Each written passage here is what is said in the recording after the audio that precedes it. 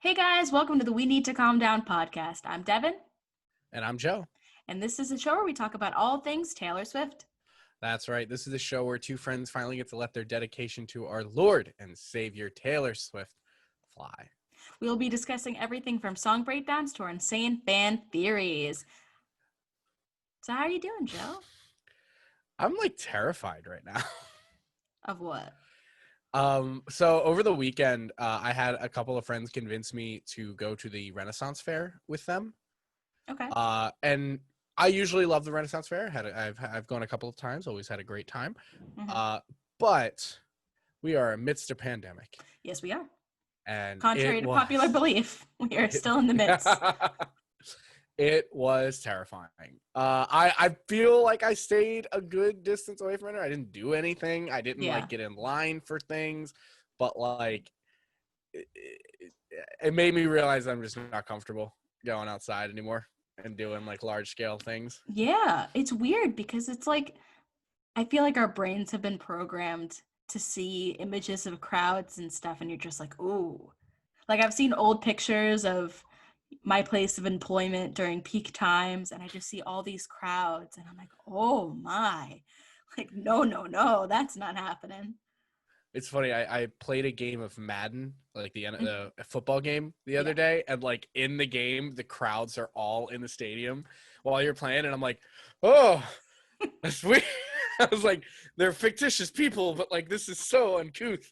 Yeah. Like, but yeah, so, yeah. It was fun. The things I really enjoyed was the drive there because it's like an hour and a half to get there and an hour and a half back. So like the actual drive there, just sitting with like two friends in a car that I feel comfortable with, and just having like good catch up and like talking stuff like that was really fun. There was pretty fun doing similar things, but it was just a lot of anxiety. Yeah.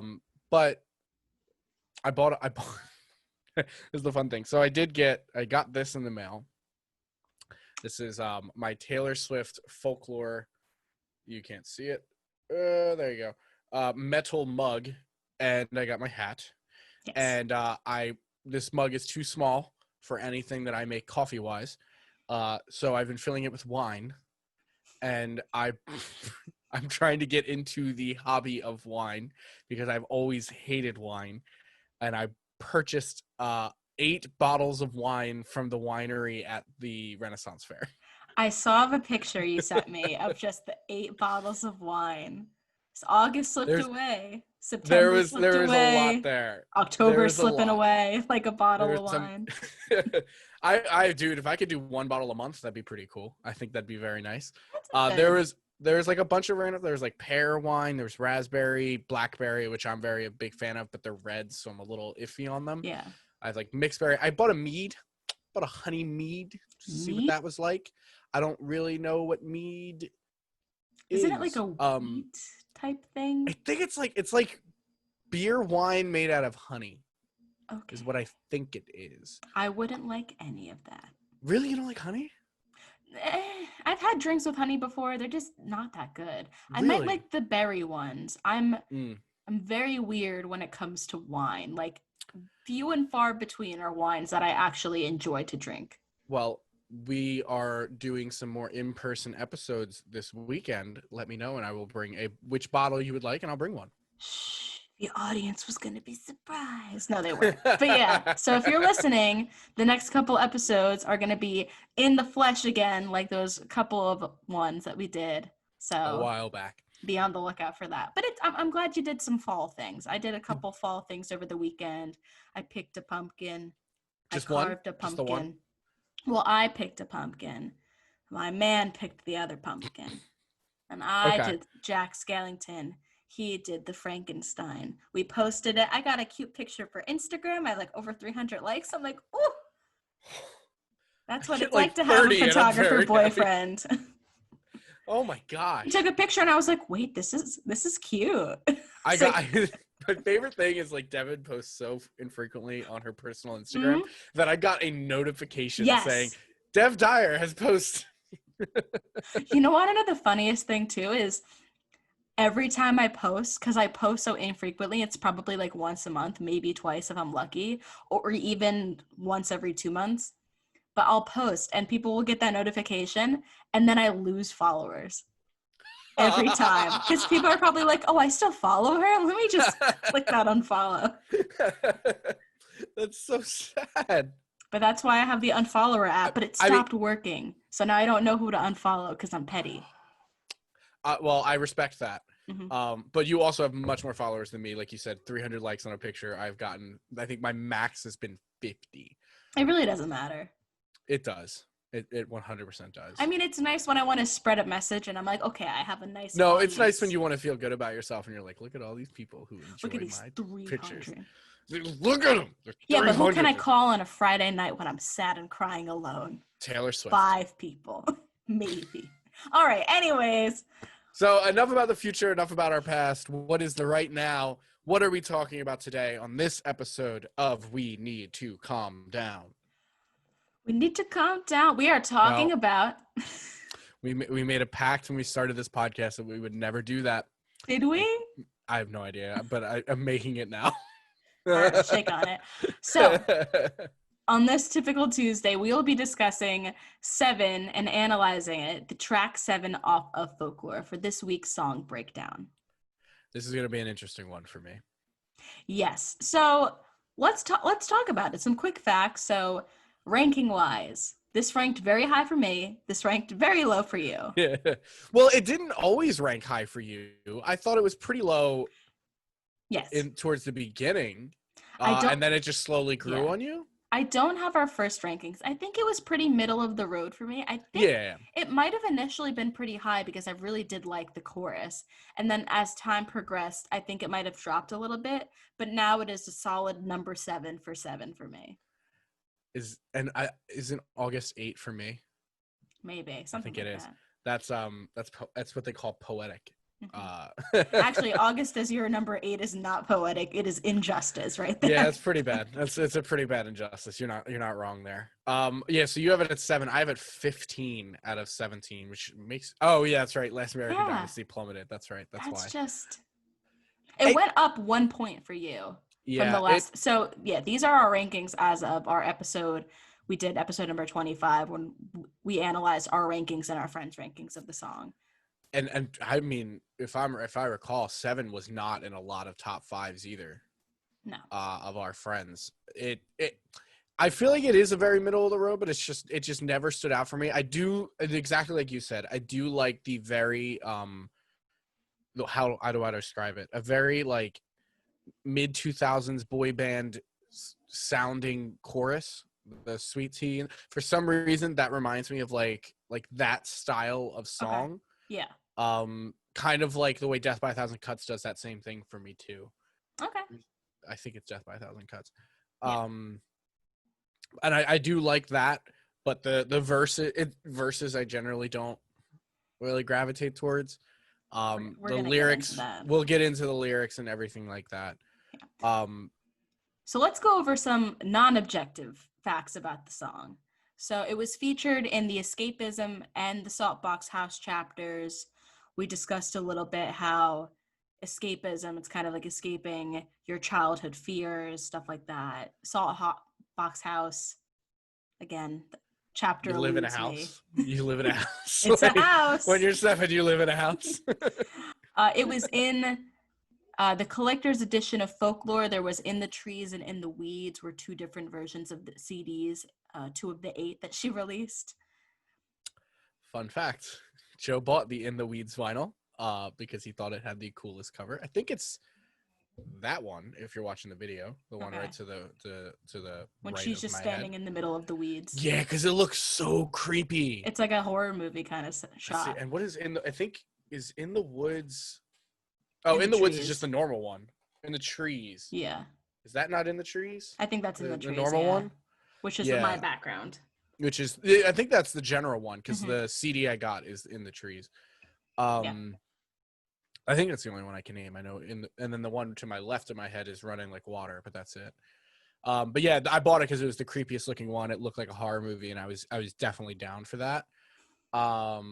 But fun fact, I still have yet to receive it or any updates on that order. I have emailed them twice. At least you got your merch. Like, I'm still waiting on the cardigan and the I Knew You mm, t-shirt, which I would really enjoy. it's And then I have a crazy. second order for the Eras shirt, which is updated with folklore, Mm.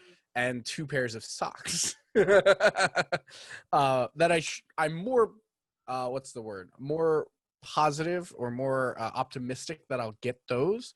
But I'm like a little nervous about this cardigan.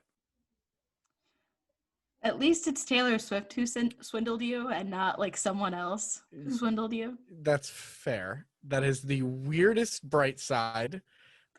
I'm trying to be optimistic. I'm really trying out here. No, I appreciate it. But yeah, no, I In the Weeds in the Trees were the two that were a part of the 8 part collector's editions of this album, Yes. which is interesting. Hmm. So a fun fact that I realized on the car ride home today is that this is the only mention of folk on the entire album. So I was thinking about it. I'm like, every album has a title track except for self-titled, obviously, because it's Taylor Swift. That'd be really funny. 1989 does not have any kind of mention of 1989 ever on the Mm. album. But then Folklore, there's no title track off Folklore, but the only time it mentions the word folk is in this song, which I found to be very interesting, which I'll explain why later. I like it. I like it. Mhm. Yeah. Some further concept or context around the song. The concept of the song is like this childhood innocence, this friendship theme that's reminiscent of It's Nice to Have a Friend off of Lover, kind of relating to Mary's song in a way. It's so much Um, worse than It's Nice to Have a Friend, though. It's so much worse. but you have this contrast, which I think is very cool. You have It's Nice to Have a Friend, Mary's song, Never Grow Up, Best Day, all of these songs that are reminiscent about this childhood innocence and living in your childhood before the fame, before it all got crazy. These were the simple times. It was happy. You were running around, all that kind of stuff. And then you have a song like this song, like Seven, where you're seeing this childhood innocence break, where it's still kind of there because she's not really admitting she doesn't understand the cruelties of the world, but she's trying to shield someone from this harshness, which is really the first time a child like her has had to confront this in her storytelling. Yeah. So Sorry, I will say for this whole song, I just have so few opinions on it. Like, it's just so I forget it exists whenever I do my listens to this album. Like, I love this song. I can talk about it for a bit. This will be Devon I'm ranting and glad. rambling. I'm glad because I like we were doing the notes for this episode and I was like, I have some. I will say, like, in regards to like Mary's song, Mary's song is one of my, if not my, it's definitely my favorite song, probably aside from like I guess the popular ones from self-titled. Okay. And when I saw that you wrote that on here, I went and listened to it on repeat, and I didn't see I didn't see a big connection between the two. Well, just the concept of like childhood friends, like I was 7 and you were 9. Yeah, no, and it. I mean, it would be really. I think it would be really interesting if this was the prequel to Mary's song. Our daddies used to joke about the two of us, and one of them is a monster. The angry father. And then yeah, in Mary's song, they moved to India forever, and then they become 87. You'll be 89. We just wrote another book about Taylor Swift and Yep, the another characters. continuation. The continuation. Oh my God, the third girl is Mary. No. All right, all right. To dive into some lyrics, Devon, Yes. you picked a lot of lyrics for this one. Yes, let's go into it. Okay. So, I'm so excited for this. yes, I'm just in a happy mood. Can I not be Good, depressed for good. Yeah, once? that's great. No, I like that. I like that. All right. Good. So we start off at the very beginning with the lyrics, "Picture me in the trees with Pennsylvania under me. She is just throwing out, this was my childhood, growing up on a Christmas tree farm in Pennsylvania. You did that? Um, what? Not You said me. my childhood. I'm speaking as Taylor Swift. Oh. I am embodying her at this moment. So it's her growing up in Pennsylvania on this Christmas tree farm. When she's talking about the song and the album in general, she says that all these images popped into her head, the tree swing in the woods of my childhood. So in a way, you can paint that the picture is at least relating to her in some capacity. You Okay. don't, when we talk about the analysis and the theories of this whole album, we discuss how Seven would be one of the songs from her perspective and not others. It's possible that it could be from a different perspective or that details could be made up, but these first couple lyrics really solidify that, okay, I'm putting myself in this narrative. That's interesting too, because does that mean that like she had a friend? Like, if this is her, does Mm-hmm. she have a friend with an abusive father? That she kept a secret for 23 years until Yeah, this song geez. came out. And then she was like, you know what? This is the time. Like, this is the moment to out Mm-hmm. that terrible person. Yeah, who knows? We go on to the next lyrics. I hit my peak at 17 Same.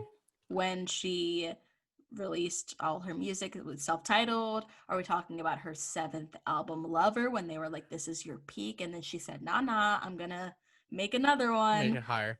Mm-hmm. Or is she talking about just being 7 and then it was all downhill from there? Or Because if so, I can relate. yeah, the innocence of being a child, being 7. Like, was that her peak in terms of confidence and comfortability? We don't know.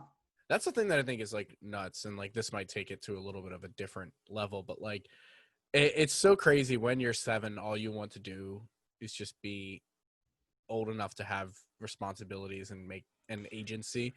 And I but hate you that. don't yeah, you don't Yeah. realize how great it is. And Mm-hmm. like, but like you'll never experience that again. Like I saw a meme the other day that was like how I slept when I was going on a field trip the next day, and it was this kid sleeping with his entire outfit for the next day next to him. Mm-hmm. And someone just commented like, I miss being this excited about living life. And I was like, yeah, like even when I know I'm going on this like big day, if I have a big trip that I'm going on or something like that, I never like sleep. I never pick my outfit out and Mm-hmm. sleep next to it. You're Like, just and I like, eh. did that as a kid. Yeah. But yeah, we do. We hit our peak at 7. Really. And people could argue, it's just 7 feet, what she's Oh saying in the yeah. song. But the intentional pause after I hit my peak at 7. It's Feet, you feet, can I mean hear her feet. breathe. You can hear her breathing. I hit my peak at 7 feet. Like no, But she's there's like, definitely an intentional pause. And feet. with her humor and like her wit, it definitely doesn't surprise. Like this to her is a joke, 100%. Yeah. Like in my opinion, like from what I hear her say and the way that she talks on like the camera, when you get to really, I don't want to say get to really see her, because we've seen at this point, we don't really, how much can we tell what is actually her, because with media and everything. But she's just a generally very quick-witted and very funny person, and this Mm-hmm. sounds like a joke she would 100% make. Yeah. And then the lyric that still gets me to this day from the very first listen, are there You still love beautiful all of these. things? I do, but just the are there still beautiful things? It's just hauntingly beautiful. It's like when you think about your life when you were 7 and everything was beautiful. It's like, are there still beautiful things? Is it still like it was when I saw it through my childhood eyes? No, I agree. Like it's crazy, because like there are times where like when you are a child and like certain things just have a different majesty to them Mm-hmm. that you just don't have as an adult anymore. Yeah. It's like the jadedness of the world. The world jades you.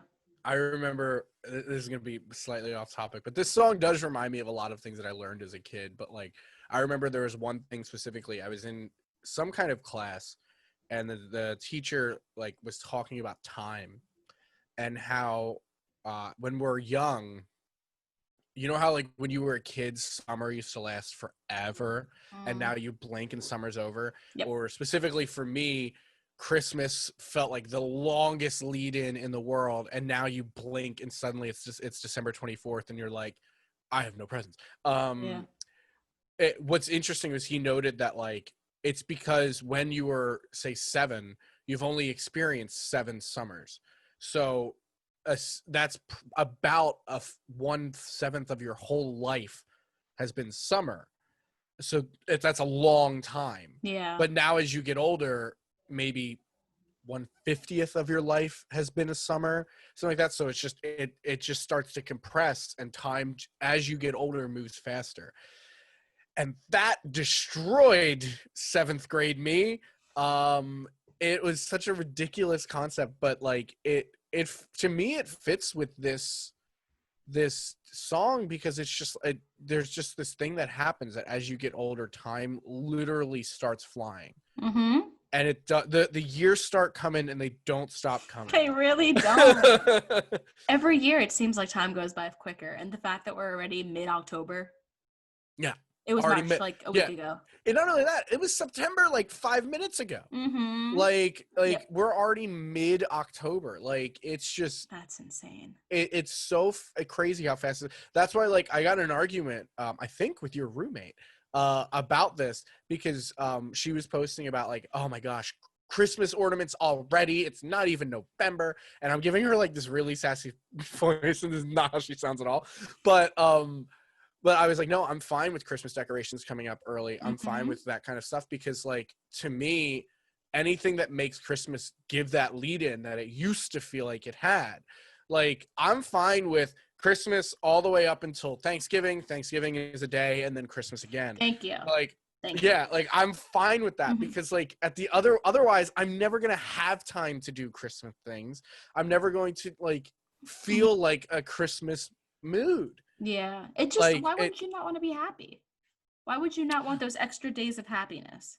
it's interesting to me. Yeah, I don't know. Well, some people get depressed at Christmas, so I can't really fault Well, that. yeah, true. Okay. But 7. All right, more lyrics. It was 7. And though I can't recall your face, I still got love for you. This is definitely a you lyric, I love 100%. this lyric so much. I think it really, these next two lines I'm going to say really embody folklore. And though I can't recall your face, I still got love for you. It's the image is still blurry. You might not be seeing this person a lot. You don't really remember. Maybe it was just a childhood friend that you met once and you don't keep in contact with, but you still have love for that person because of the things that you went through together or helping that person, feeling protective over them. And then the next line, passed down like folk songs, our love lasts so long. I think someone commented that this is like the thesis of the album. I like Like that a the lot. fact that, you know, you're passing everything down like a folk song, the love lasts so long. This is my thesis statement. Passed down like folk songs, our love lasts so long. In this essay, I will. It's just two great lines that really demonstrate the idea of folklore and the idea of passing stories down from one to another. It's, you know, you can't remember all the details, you can't recall the face, but you still got love for it. That's interesting you say that too, because I don't feel that way about, I don't think anyone. Like, I think back to my childhood friends that like I grew up with and like had all of these feelings for, like loved, saw every day, stuff like that. And Mm-hmm. there are very few that I'm still in contact with to this day. And I there are some like, I mean, like there's some that I know of and like I'm not gonna go, oh, I hate them now. But there's nothing like if they came out and were like they didn't care, I'm fine. Sure. Yeah. But do you ever think back in fondness of your childhood and the people that you connected with? Like, I would think back to my childhood and maybe I didn't really have the closest friends, or maybe I don't keep in contact with them to this day. But I think back in fondness of my childhood. I still have love for them. I still have love for the concept of the times we had together, but maybe not the person in general. Like, I remember I was like best friends with this girl back in the day, and I could not tell you what she looked like to this day. If she was in Really. a lineup of people, I would not be able to tell you who she was. But I remember in that time, I had so much love for her. We were so close, but to this day, I couldn't pick her out of a lineup. That's so funny. Hmm. No, like I mean like I have like I had my neighborhood friends and like we would and it evolved over time. Like my when I was very little, we had neighborhood friends. We would play like sports outside my house all the time. So much so that we destroyed Hmm. my lawn and tore it up into a giant mud pit, which my mom was not thrilled about. Hmm. Um and like skateboarded as a kid, like with those group of friends, and like we were always hang out, saw each other almost every day. It was like that like knock on your door, is so and so home, Mhm. can we go out, blah blah blah. And then like it grew into middle school, where I got another group of friends, got a bike, and like we like our neighborhood expanded. It wasn't just my front lawn we were hanging out anymore. We were like going all around. I remember we took free wood from someone and built a ramp. We Mm. found a wheelchair, tied that to the bike, and took it off the ramp. Jeez. Needed a wheelchair quickly after. Thank God we had one. Well, like, and I think like I'm still friends with some of those people, but I think the main thing I miss is like the time. Like I miss the time to like constantly have that. Like I don't have any friends that live very close or in close proximity. Like if I want to go, like I said, me and I'm going to visit Devon this weekend. Mhm. I have to plan a whole weekend around doing that. Yep. And you have to too. You have to Mhm. have the time as well. Like I have one friend that I've been hanging out with a lot recently because he's thinking of moving to where I live. Mm. And we've been going to like a bar, an outdoor bar that's within walking distance of my apartment. And like I'm thinking, oh my gosh, I could have a friend that I could walk over to his apartment and go and knock on his door and say, is so and so home? And well, they'd answer it because they're the only ones that live there. But like And that's then nuts to me. you could say it's nice to have a friend. Oh yeah, All right. I'm gonna pull out the boombox and just like play it outside their window. All right. Next More line. lyrics, more lyrics. Uh, I've been meaning to tell you, I think your house is haunted. Your dad is always mad, and that must be why. I think that just the switch up in the song is just insane. And I'll talk about it sonically just from how it's presented. But it's just crazy how quickly the song Mm. changes tunes and just the innocence again of I It's think your taken house is away. haunted. I don't understand. Like I think it must be haunted because your dad's always mad. Like that has to be why. And we've talked Uh, about it before, so I'll just gloss it's over it, but it's that gonna line be is it's gonna be crazy. a little weird because you said those lyrics and I immediately started dying laughing. So I want to put some context to that. Devon wrote the lyric specifically as "House is haunted, Dad is always mad," because she has this inhumane ability to pull It's lyrics quick out of thin air. quick So type. she just wrote the quick text, and it just made me laugh really hard. The next one I think is also quick text too. Yes. It's you won't have to cry or hide in the closet and multiple implications. Does it have a gay implication of hiding in a No. closet? Does it have an abusive household implication? I think it could really go either way, and that's the beauty of a Taylor Swift song because she doesn't say like she doesn't go no, and it could be about her, it could not be about her. You don't know that. I saw a great post on Reddit that really like trashed Devon pretty hard. That said, this woman has come out repeatedly and said she is not gay. Please stop assigning her a sexuality. And I wanted to send it to Devon, but I know that Devon is not being malicious at all in Listen, her exactly. It in what cannot be she's about saying. her. If I want to interpret the song in that way, not about her. You can. I'm not Yeah. saying that Taylor Swift is gay. If I want to Well, identify the song of Well, that's the other thing too that I yeah. like is it not Taylor Swift aside. It's nice that you can tell she is also the kind of person, the kind of artist that would include things that would allow for um, a more diverse audience to find like what's the word I'm looking It's a for? wider net to catch. Like specifically, like she made that the ambiguity of James's gender Mhm. specifically because it's nice that like if someone identifies as a lesbian or even bi and they find themselves in that situation, they don't have to be turned off by a pronoun that doesn't fit with them. Like it's nice that it feels extremely inclusive and at very little cost. Yeah. um and I think that's a fine thing for this one too. Like if you hear that lyric and it resonates with you, it doesn't matter if she's talking about her or not. At that point, you're singing it. You're talking about yourself. Mhm. All right. Last I have line I is have I think one for lyric. you. I Yeah. picked one lyric. Granted, I will say you picked a lot of the ones that I would have chosen in a vacuum. But the one that I really enjoy is just I used to scream ferociously. And there are a couple of reasons that I picked this one, because it's interesting. It's just a 5-line or a 5-word line, Mm-hmm. and technically I think it's 2 lines. But I love the idea. There's so much you can pull out of it, like screaming ferociously. Like, when you were a kid, like that was a thing you did for fun. Like now I just scream in pain of life and everything going on in my life. But like as a kid, you were just like, I can envision it. Like I can envision just like jumping and just like screaming or roaring like a tiger, like a dinosaur, like something.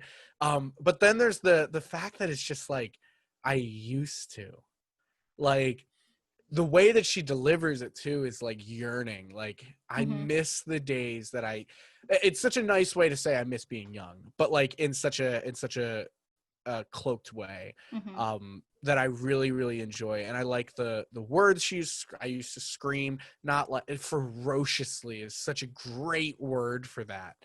Um, Anytime she wanted. anytime, yeah, that was the other thing. Is like Mm-hmm. anytime I wanted. Like now, if I did that, I'd be a loon, be insane. Yeah. And but the other thing is too, that like I also point to this is like, back then when you were a kid, you had the urge to do that. Mm-hmm. Like you had this urge to just go, you know what? I'm gonna scream like a tiger. Or like I'm gonna roar, or I'm gonna make this crazy Mm-hmm. sound. I don't have those urges as an adult anymore. I don't have an urge to just like, like Oh, I sometimes I just do. blew my audio up. Well, I have that urge, but it's usually fueled by anger, Mm-hmm. frustration, stress, something like that. It's not just like oh my god, I want to scream. Like it's Yeah. never like an excited scream. Like it's never an unbridled display of emotion for fun rather than out of angst or just difficulty. Um, Quickly hopping over into the production side of it, or just like the yes. music behind the lyrics. With that line in particular, I love the delivery of it because it's not sung like angrily or anything. It's she sings it so like defeatist. Like I used to scream and she Mhm. goes ferociously. Like she just like kind of goes She down. goes Like, down. Yeah. yeah. It's just like her delivery is fantastic on that line. I so it's funny because you say that, because like I've made a note about all these lyrics saying like I do love a lot of the words in this line. Like if this was, or in this song, if it was a poem, I feel like I'd Mhm. really enjoy it. But there's something about like the vessel of this song that they're brought in that I just don't really care for.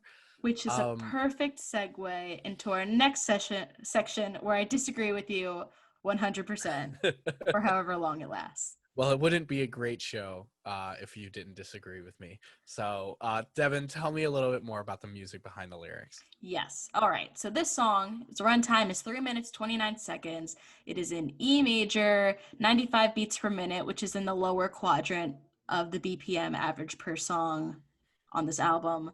Instruments, we got cello, we got drums, violin, viola, and then all from Aaron Dessner, we got synth, percussion, bass, piano, and acoustic guitar. What a guy. No Jack Antonoff on this song, just Aaron. And we'll put some respect on Aaron Dessner's name. So, going into just how the song is sung and how it's performed, she uses this breathy head voice the entire song and like this higher register, never really her chest voice. It's never belted, just like the soft, kind of airy sound to it. And the whole album is very similar in this sense. You don't really have a lot of bangers on this song or album where you're just belting lyrics very occasionally, but even when she does belt, I feel like she does it in this softer way. Are you saying there aren't many lyrics on this album that you scream ferociously? There are, but she doesn't scream. But she doesn't scream them ferociously. She's Hmm. very subdued. Um, we start off with the simple piano intro. It does not take long for her to just start the lyrics. It's literally just da-na-na, please. It just goes right into it. You're like, okay, this is the song. Um, I love how the acoustic guitar in this song is used as kind of like a backbone, like a heartbeat of the song's rhythm, because it's just like dun, dun, dun, dun, in the summer. Because it's just this constant little dun, dun, dun, dun, like percussion-y element to the acoustic guitar. The violin and viola and probably the cello as well, these strings, you don't realize how much they add to the song until you really listen or try to picture it without it, because it really, again, just adds to that atmosphere. A lot of the time, strings are used in this album to bring this fullness to it. You really hear it at the end. Um, but we'll get into that in a second. The subtleness and simplicity of the harmonies in this song, it's crazy because you don't really hear them except for maybe in the chorus, but she uses a lot of lower harmonies, some upper in the chorus, but it doesn't really exaggerate. It adds to this collective idea of a collective voice in a folk song, like multiple people singing it, but it's very subtle. So I like that concept. Um, I don't know if it's the bridge or if you just want to call it the first or second verse, but whenever she goes into the, and I've been meaning to tell you, it sounds completely different. Like the shift is amazing. You Mm-hmm. don't expect it. It just kind of comes out of nowhere.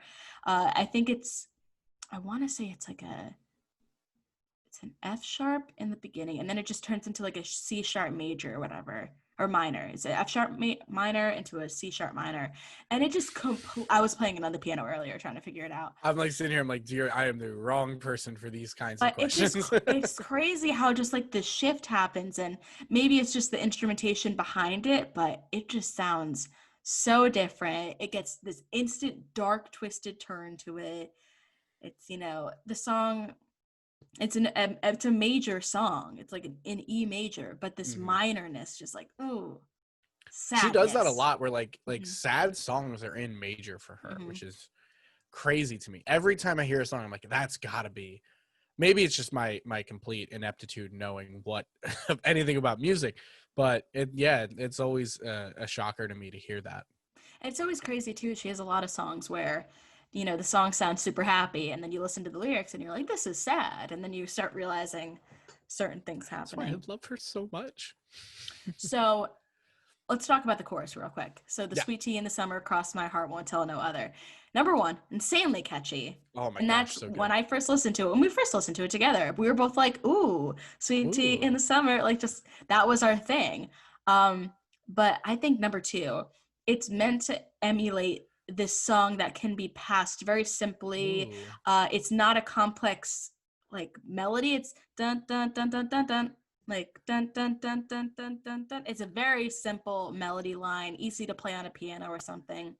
Easy But rhyme too. easy Like rhyme, nothing complicated. something about like I don't know the original line, like cross my something. Heart won't cross my heart won't uh cross my heart hope to die. No, That's the that's one. a Halsey song. Well, no, that's also just cross my heart and hope to die. I feel like That's that, the yeah. that's I feel that's like it's the also actual. something else. But yeah. But so exactly. So it's like a play off this already passed down sentence or passed down rhyme. You can from parents to children, friends to friends, etc. It's like that whole saying. And the last thing I'll say about it is the lyrics end. So the song is 3 minutes 29 seconds. The lyrics end at 2 minutes 45 seconds in, and you're just left with this 43-second outro where you're just letting the rest fade away into history or being passed down. The violin and the viola and the cello are all there, and then the piano is the last thing you close with, same as like what you begin with. And I think that's just very poetic in a way. I think it's really interesting that she wastes absolutely no time getting into the lyrics on this song, Mm-hmm. and then just lets it fade away very quiet. Like I think one of the things we noted that she does really well on this record is the use of not silence, obviously, because there's still music playing, Mm-hmm. but the use of The uh the instrumentals. the use of instrumentals, exactly. Mm-hmm. um and I want to double check because 43 seconds of an outro. Mm-hmm. I think the intro to Peace was around that same time, Yeah, it was something like 45 seconds or something. It was a very long intro. which I think is so interesting. Mm-hmm. And there's something to be said there. Like a 43-second outro is it's not as apparent, I think, than a 45-second intro. It's an intro, you're like, all right, well, come on. It's supposed The to be. time the time spent as just instrumentals, I think, is really to let you think and let you reflect. So if you have this period of time at the end of a song, you're just kind of like, ooh, this is fading away. Interesting. And then when you have it at the beginning, it's like, what are those instruments making you feel? What are you like? You're going into this song piece and you're just kind of like trying to find peace. You're like, why is this taking so long? What's the song before Peace? Hmm?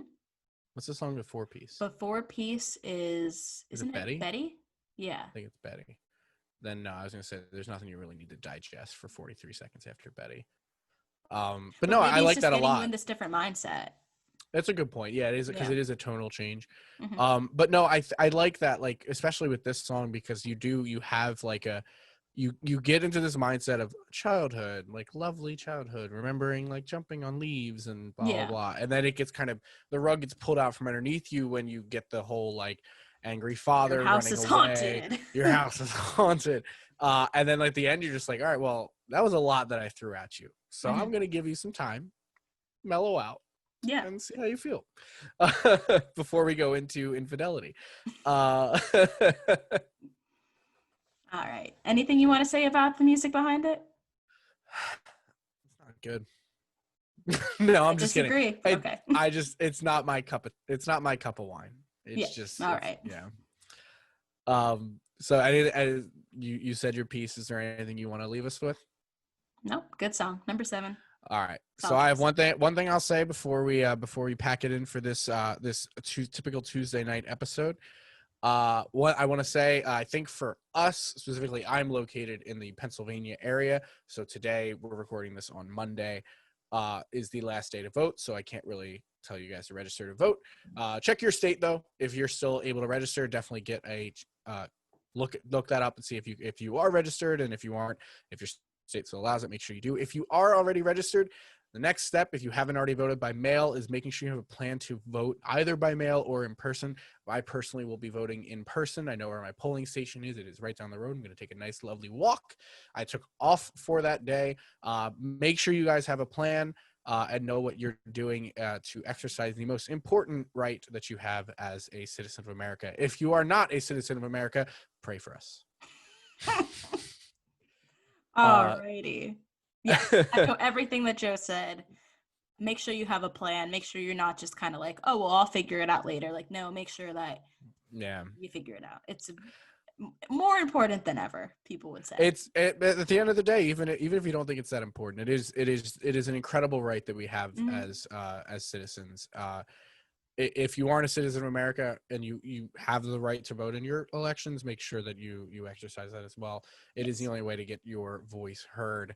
But outside of that, if you liked our voices and what you heard, oh God, I'm so good at the segues. It's unfair, really. All right. If you like what you hear, be sure to give us a review and a 5-star rating on Apple Podcasts if you're listening through us. Tell a friend about us. If you have a friend that really likes Taylor Swift, make sure you share with us and tell them about us. Tell them that they should check us out. Yeah, and make sure to follow us on social media and subscribe to our YouTube channel if you want to see our beautiful faces. We are at We Need to Calm Down Podcast pretty much everywhere except for Twitter, where it is WNTCD Podcast. If you have a comment, oh Jesus, I scrolled down. If you guys have a suggestion for an episode, drop us a comment or a DM. We love hearing from you guys. Aside from that, thank you for listening to the We Need to Calm Down podcast. We will see you next typical Tuesday. Come back. We'll be here.